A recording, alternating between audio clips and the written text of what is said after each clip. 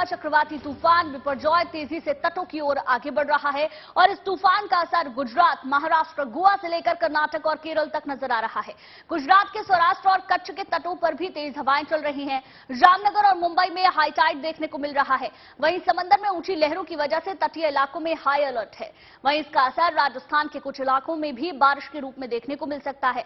मौसम विभाग के मुताबिक बिपरजॉय रात 2:30 बजे पोरबंदर से लगभग 290 किलोमीटर दूर था, जो अब और आगे बढ़ चुका है। आईएमडी के मुताबिक बिपरजॉय सौराष्ट्र और कच्छ के तटीय इलाकों में 15 जून को गुजर सकता है और इसके मद्देनजर एजेंसियों ने कमर कस ली है, तैयारियां पूरी कर ली हैं। तूफान से मुकाबले के लिए सरकार भी अलर्ट मोड पर है।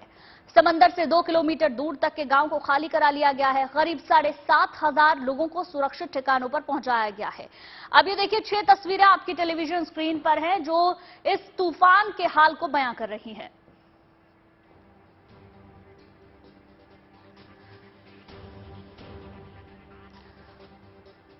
और सीधे ग्राउंड से तस्वीरें दिखाने के लिए मेरे साथ मेरे 2 सहयोगी जुड़ चुके हैं। गोपी हमारे साथ कच्छ से जुड़ चुकी हैं, इसके साथ साथ हमारी एक सहयोगी और है सौरभ हमारे साथ जुड़ गई हैं, उनका भी रुख करेंगे। लेकिन गोपी, पहले आपके पास आएंगे, तस्वीरें आपके जरिए देखना चाहेंगे और अपने दर्शकों को भी दिखाना चाहेंगे कि क्या बिपरजॉय का असर वहां पर देखने को मिल रहा है। बिल्कुल, देखिए बिपरजॉय का जो असर है वो इस वक्त देखने को मिल रहा है गुजरात के कच्छ से, जहां पे इस वक्त हम मौजूद है। यहां से करीब 400 किलोमीटर की दूरी पर ये साइक्लोन है, लेकिन उसका जो असर है वो अभी से ही गुजरात के समुद्र में आपको देखने मिलेगा। आप देख सकते हैं मांडवी के समुद्र किनारे पर हम मौजूद है और यहाँ पे जो लहरें हैं वो काफी तूफानी है, काफी ऊंची लहरें, करीब 5 से 6 फीट की ये लहरें यहाँ पे उठ रही है। इसके अलावा बात की जाए तो गुजरात के जितने भी बीचेस है जहाँ पे लोग आते हैं उन सभी बीच को बंद कर दिया गया है, पुलिस को डिप्लॉय कर दिया गया है ताकि आम लोग जो है वो यहाँ पे न पहुंचे। इसके अलावा अगर बात की जाए तो 18 एनडीआरएफ की जो टीम है उसे डिप्लॉय किया गया है, जिसमें सबसे ज्यादा कच्छ के अंदर 4 टीमों को डिप्लॉय कर दिया गया है, क्योंकि कच्छ सबसे ज्यादा प्रभावित इलाकों में से एक होगा जब बिपरजॉय साइक्लोन जो है वो गुजरात के जखाऊ के साथ टकराएगा। और जब जखाऊ के साथ टकराएगा तो उसका जो इम्पैक्ट है वो जहां हम इस वक्त मौजूद है मांडवी से लेकर पाकिस्तान की सीमा और कराची तक उसका जो इम्पैक्ट है वो देखने मिलेगा। आपको दिखाते हैं कि समुद्र काफी ज्यादा रफ है, यहाँ तक कि मेट डिपार्टमेंट ने ये कह दिया है कि मछुआरे समुद्र के अंदर न जाए और जो पोर्ट है पोर्ट के लिए 10 नंबर का सिग्नल यानी ग्रेट डेंजर का जो सिग्नल है वो जारी किया गया है। लगातार लोगों को समुद्र से दूर रहने की हिदायत दी जा रही है। प्रशासन जो है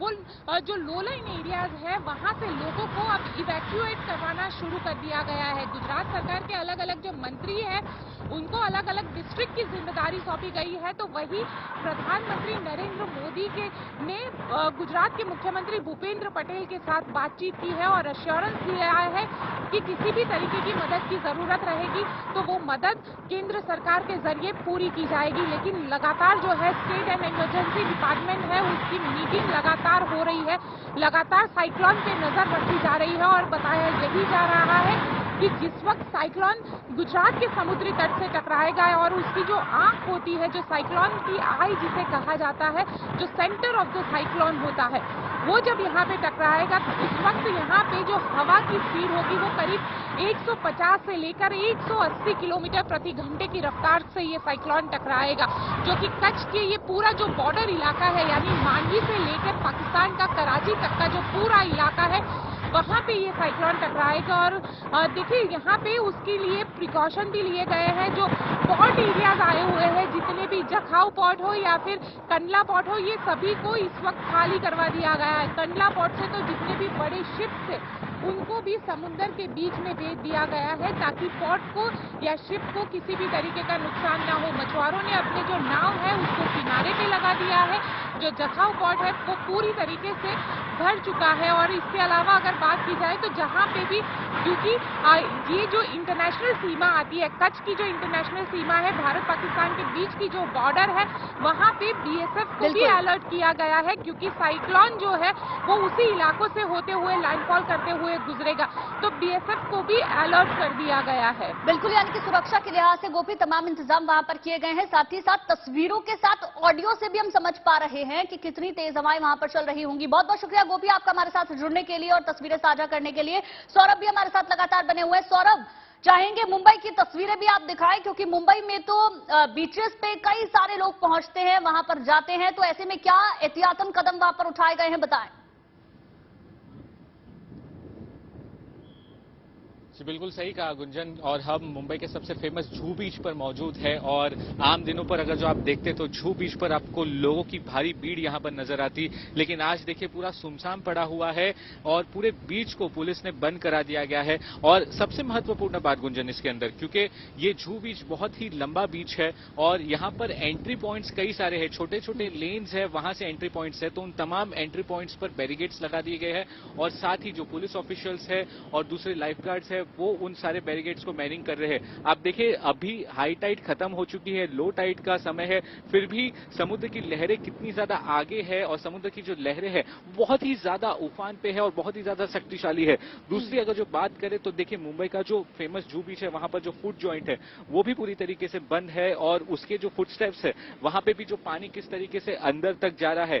कल यहाँ पर जो है कल भी ये बीच को बंद रखा गया था, लेकिन कुछ वो जो छोटे छोटे लेन्स में आपको जो बता रहा हूं वहां से 5 बच्चे यहां पर अंदर आ गए थे, 12 से 15 साल की उम्र उनकी थी और वो यहां पर आए और वो समुद्र में बह चले गए। और उसके बाद क्या हुआ, जो लाइफ गार्ड्स और कुछ लोग थे उन्होंने एक बच्चे को तो बचा लिया, लेकिन उसके बाद जो 2 बच्चे हैं उनकी बॉडीज बाहर निकली है। वहां पर उस जो कोने में आप देख सकते हैं जो जुहू कोलीवाड़ा का इलाका है वहां से उस गली में से वो एंट्री किए थे। वो छोटे छोटे बच्चों ने 2 सगे भाई है, बाकी अन्य कजिन्स है और वो वहां से एंट्री करते हैं और अब तक 2 बॉडी निकाल दी गई है। अभी भी हेलीकॉप्टर्स लगातार सॉर्टे कर रहे हैं और आपको बता दें इंडियन कोस्ट गार्ड्स के जो हेलीकॉप्टर्स है वो लगातार यहां पर सॉर्टे कर रहे हैं। आप देखिए ये तस्वीरें देखिए कितना जबरदस्त उफान पर है ये पूरा समुद्र और हवाएं गुंजन काफी ज्यादा तेज है। पिछले 3 दिनों से लगातार मुंबई में तेज हवाएं चल रही है, कई सारे पेड़ भी गिर चुके हैं और अब प्रशासन की तरफ से साफ अपील लोगों से की जा रही है। देखिए पुलिस भी पेट्रोलिंग लगातार कर रही है, रस्सियों के सहारे, बैरिकेड्स के सहारे इस पूरे सी फ्रंट को यानी कि बीच को पूरी तरीके से बंद कर दिया गया है। और लोगों से यही अपील है, जीएनटी की तरफ से भी लोगों को यही अपील रहेगी कि बीच के तरफ ना जाए, सी फ्रंट्स की तरफ ना जाए। और यही हाल मुंबई के आसपास के इलाकों का भी है। रायगढ़ की बात करें, कोंकण की बात करें, पालघर की बात करें तो प्रशासन ने यही अपील की है कि अगले 48 घंटे काफी ज्यादा अहम है, इसलिए वो बीच पे ना जाए। क्योंकि देखिए अपील के साथ साथ सख्ती बरतने की भी जरूरत है, क्योंकि जिस हादसे के बारे में आप बता रहे हैं वहां पर 2 लोगों की जान जा चुकी है। ऐसे में जुहू के आसपास काफी दुकानें भी रहती हैं, काफी लोग आते जाते हैं, वो सब नहीं है, लेकिन फिर भी अगर कोई व्यक्ति वहां पर आ जाता है तो उसके लिए खतरा बढ़ सकता है। ऐसे में क्या एनडीआरएफ की टीमें वहां पर हैं, क्या पुलिस प्रशासन वहां पर है? जी देखिए गुंजन, साफ आपने बिल्कुल सही कहा, क्योंकि देखिए ये बहुत ही पॉपुलर डेस्टिनेशन है, टूरिस्ट डेस्टिनेशन है।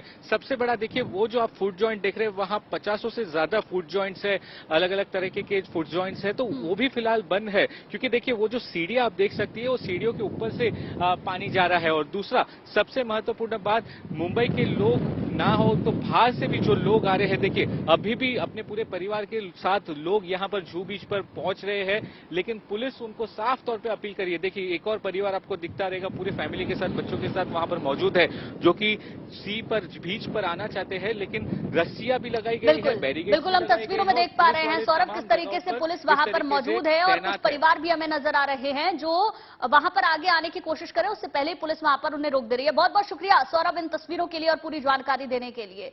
तो बिपरजॉय तूफान कितना ज्यादा खतरनाक हो सकता है ये आप साफ तौर पर समझ सकते हैं। हमारे 2 संवाददाताओं ने आपको अलग अलग जगह की 2 तस्वीरें दिखाई, चाहे बात गुजरात के कच्छ की हो या फिर बात मुंबई के जुहू बीच की हो, लगभग एक सी ही तस्वीरें दोनों जगह देखने को मिली है। ऐसे में आपसे भी यही अपील है कि बिपरजॉय से पहले आसपास के जो बीच वाले इलाके हैं वहां बिल्कुल भी ना जाएं। आने वाले वक्त में जब ये तूफान और आगे की तरफ बढ़ेगा तो ऐसे में तेज हवाएं और भी ज्यादा चलेंगी। तो चलिए अब आपको मैप के जरिए समझाते हैं कि चक्रवात इस वक्त समंदर में कहां है और कैसे गुजरात के तटीय इलाकों के लिए यह खतरा बन गया है।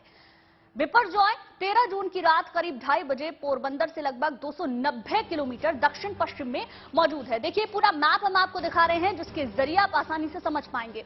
ये तूफान जखाऊ बंदरगाह से 360 किलोमीटर दक्षिण पश्चिम में केंद्रित था, जो अब आगे की तरफ बढ़ रहा है।